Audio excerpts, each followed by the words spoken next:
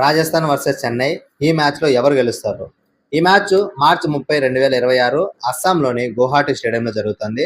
ఈ గ్రౌండ్ సముద్ర మట్టానికి చాలా ఎత్తులో ఉండడం వలన ఫాస్ట్ బౌలింగ్లో బాల్ చాలా బాగా స్వింగ్ అవుతుంది. బ్యాటింగ్ ఆడడం చాలా కష్టం. పిచ్ డ్రైగా ఉండడం వలన స్పిన్ కూడా విపరీతంగా అనుకూలిస్తుంది.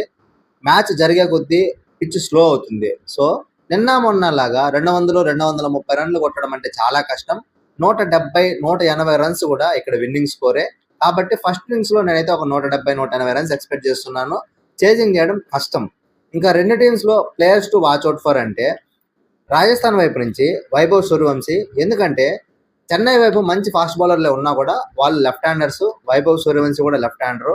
సో పవర్ ప్లేలో ఇతను బాగా క్యాపిటలైజ్ చేసుకోగలుగుతాడు. ఇంకా జడేజా, రవి బిష్నాయ్ వీళ్ళు రాజస్థాన్ వైపు నుంచి మంచి స్పిన్నర్స్. ఫాస్ట్ బౌలింగ్ లో నాంద్రే బర్గర్ ఇతను కూడా ఒక చాలా ఎక్స్ప్రెస్ ఫాస్ట్ వేయగలిగే ఫాస్ట్ బౌలర్, లెఫ్ట్ హ్యాండర్. కానీ చెన్నై వైపు ఓపెనింగ్ బ్యాట్స్మెన్స్ అంతా రైట్ హ్యాండర్సే కాబట్టి ఇతనికి మంచి అడ్వాంటేజ్ ఉంటుంది. ఇంకా చెన్నై వైపు players to watch out for అంటే సంజు శాంసన్. ఇతను చాలా మంచి ఫామ్ లో ఉన్నాడు.